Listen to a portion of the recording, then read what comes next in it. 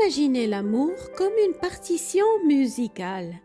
Chacun arrive dans le lien avec une partition intime façonnée par son histoire, une manière d'aimer et de se sentir aimé. Pour certains, une parole douce, un compliment, un « je pense à toi, tu me manques » suffit à les remplir. Ces mots gentils sont pour eux une nourriture essentielle sans laquelle ils ne se sentent pas aimés. Pour d'autres, l'amour se prouve par ce qu'on fait, pas par ce qu'on dit. Un geste concret, un café préparé le matin, un service rendu. Tandis que pour d'autres, c'est un geste matériel, un cadeau, quelque chose qui dit « tu es précieux pour moi ». Alors que pour certains, aimer et se sentir aimé passe par le toucher, une main posée, un câlin, une caresse, une accolade. Rien de tout cela n'est meilleur ou moins bon, c'est simplement différent. Et c'est dans la rencontre que ces façons de concevoir l'amour se révèlent, s'ajustent, se heurtent parfois, ou trouvent soudain une résonance inattendue. Dans cet espace vivant, mouvant, se joue toute la musique du lien, entre harmonie fragile, décalage discret et accord possible. Aujourd'hui, nous parlerons la langue de l'amour. Au micro des élans du cœur, un podcast spécialisé dans la relation amoureuse et amicale. Nous déchiffrerons ensemble ces partitions secrètes où se jouent tant de malentendus et de reconnaissances silencieuses. Pourquoi nos cœurs parlent-ils parfois des langages différents? Pourquoi aimer quelqu'un ne suffit pas pour s'entendre? Pourquoi certains gestes touchent profondément alors que d'autres, pourtant sincères, laissent indifférents?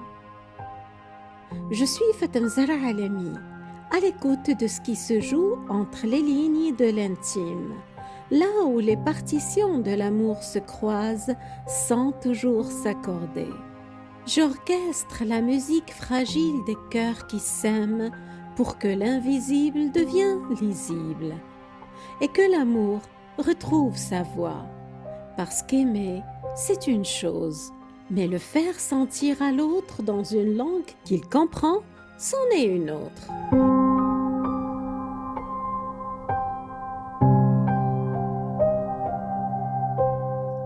Nous avons tendance à aimer l'autre comme nous aimerions être aimés nous-mêmes. Nous offrons ce qui nous touche, ce qui pour nous a du sens. Et presque naturellement, nous attendons que l'autre nous aime de cette même façon. Mais si l'autre ne parle pas la même langue en amour, nos gestes les plus sincères peuvent ne pas le toucher. Parce que ce qui pour l'un est une preuve d'amour évidente, peut pour l'autre passer inaperçu. Alors, un décalage s'installe. Peut-être que vous vivez cela en ce moment. Vous donnez, et pourtant, l'autre ne semble pas le voir. Parfois, ce n'est pas l'amour qui manque, mais la forme dans laquelle il est donné. Prenons un exemple. Vous offrez des cadeaux car c'est votre langage à vous. Elle attend des paroles douces car c'est son langage à elle. Vous vous sentez généreux. Elle se sent ignorée. Aucun de vous deux n'a cessé d'aimer, mais personne ne reçoit l'amour dans la langue qu'il comprend. Et à force, la frustration s'installe. L'un en vient à penser « il ne m'aime pas vraiment ». L'autre « je n'y arrive pas quoi que je fasse ». C'est le malentendu amoureux. Et il ne se résout pas par plus d'amour. Il se résout par plus de clarté. Alors que faire? D'abord, observer sans jugement. Qu'est-ce qui touche vraiment l'autre? Qu'est-ce qui le blesse? Ensuite, demandez simplement « Qu'est-ce qui te fait sentir aimé ?» Parfois l'autre ne l'a jamais formulé. Parfois il ne le sait même pas lui-même. Mais la question ouvre un espace, puis ajustez. Traduisez votre amour dans la langue que l'autre comprend. Apprendre à dire « je t'aime » avec les mots quand l'autre a besoin de mots, ou avec la qualité de temps passé ensemble quand l'autre a besoin de présence, ou avec des gestes quand l'autre a besoin d'actes. La compatibilité ne vient pas d'avoir les mêmes langages, mais d'avoir la volonté d'apprendre le langage de l'autre et de le combiner avec le sien. Ce n'est pas renoncer à soi ou à sa propre manière d'aimer, c'est élargir son répertoire, c'est faire le pas vers l'autre sans s'oublier. Par exemple, si son langage est les paroles valorisantes et le vôtre les services rendus, vous pouvez lui dire un mot gentil en faisant quelque chose pour lui ou pour elle. Et pourtant, parfois même quand les gestes semblent justes, la musique ne prend pas tout à fait, comme si quelque chose en silence venait en modifier l'écho.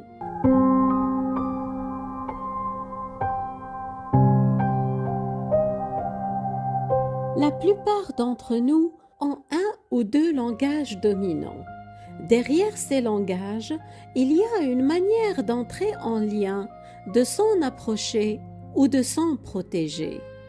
Ce sont des dynamiques que la psychologie appelle les styles d'attachement, des repères pour comprendre comment chacun habite le lien. Car au-delà des langages de l'amour, c'est aussi notre façon de nous attacher qui vient composer la musique de la relation. Une personne sécurisée avance dans le lien avec confiance et peut naviguer entre les langages avec souplesse. Une personne anxieuse a souvent besoin de mots, de présence, de toucher. Ces langages répondent à son fort besoin de réassurance et de proximité. Une personne évitante préfère les services ou les cadeaux, des preuves d'amour sans intimité directe, ce qui lui permet de maintenir une distance. Et une personne désorganisée peut avoir des demandes fluctuantes, parfois contradictoires, selon les moments et les contextes. Et parfois ces mouvements se croisent. L'un cherche à se rapprocher, l'autre à se protéger. L'un multiplie les signes d'amour, l'autre se retire un peu plus. Alors chacun fait davantage de ce qu'il sait faire et, sans le vouloir, accentue le décalage. Ce n'est pas un manque d'amour, c'est une rencontre entre deux logiques différentes. Et c'est souvent là que quelque chose de plus profond entre en jeu. Car derrière le langage utilisé, il y a l'état intérieur depuis lequel on habite la relation.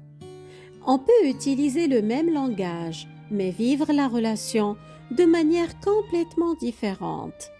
Quelqu'un peut demander de l'amour et en même temps ne pas réussir à l'intégrer. La personne reçoit des mots rassurants, mais doute quand même et en redemande rapidement. Le problème ici n'est plus l'absence de langage, mais la capacité à le recevoir. On peut aussi, à l'inverse, offrir beaucoup, être présent, engagé, donner sincèrement, mais ressentir une forme de pression ou se sentir envahi quand le lien devient trop proche.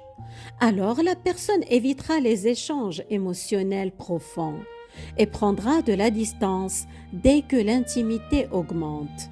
C'est là que quelque chose de plus subtil apparaît, la perception.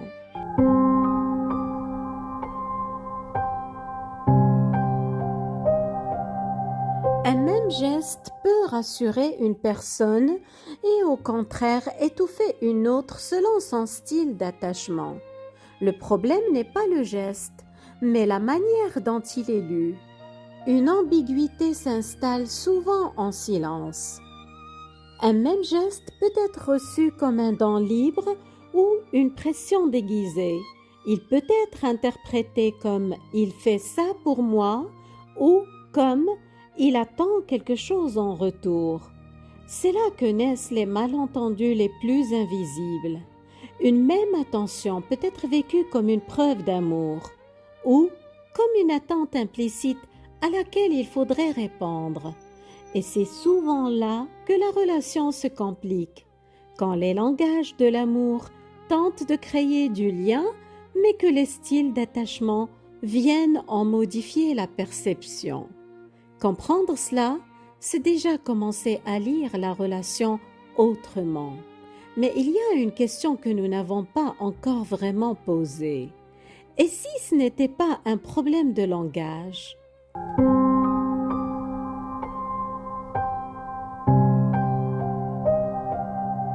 Reconnaître une dynamique, c'est une première étape, mais cela ne suffit pas toujours à transformer le lien. Les langages de l'amour ne suffisent pas à eux seuls à comprendre ce qui se joue dans une relation. Ils ont leurs limites. Ils ne réparent pas une absence de réciprocité. Ils ne compensent pas un manque d'engagement. Ils ne transforment pas une relation déséquilibrée en relation saine. Il ne suffit pas de parler le langage de l'autre. Il faut aussi regarder dans quelle structure ce langage s'exprime.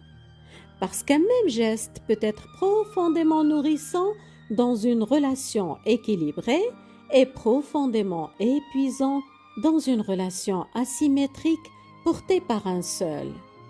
Quand l'un comprend, s'adapte, apprend le langage de l'autre et que l'autre reste inchangé. On ne parle plus de langage de l'amour.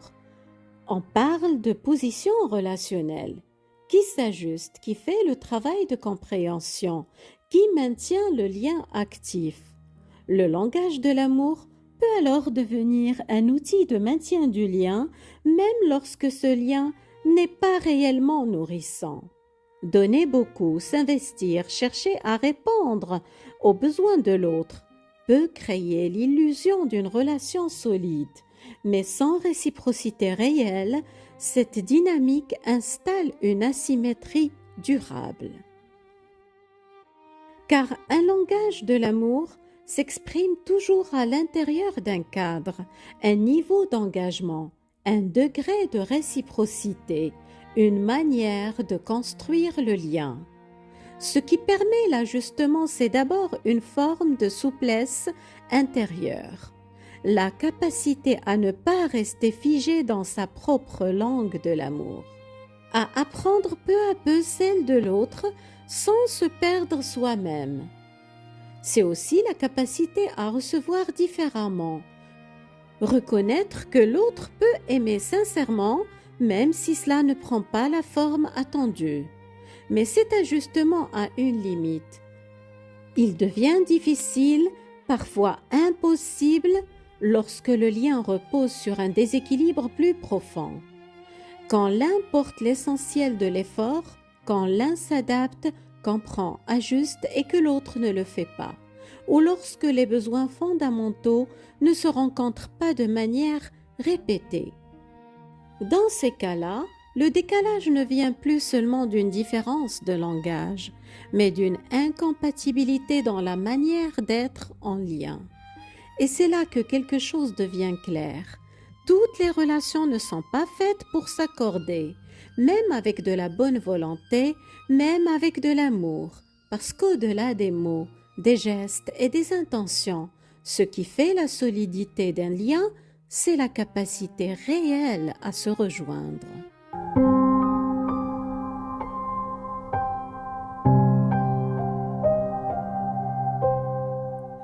Ce qui nourrit l'un peut laisser l'autre assoiffé, parce qu'aimer, ce n'est pas donner ce qu'on a envie de donner, c'est donner ce que l'autre a besoin de recevoir. Les langages de l'amour ne sont pas une technique, ils sont une clé, celle qui ouvre la porte du cœur de l'autre, sans forcer. Et c'est là que tout commence, dans l'écart entre ce qu'on donne et comment l'autre le reçoit.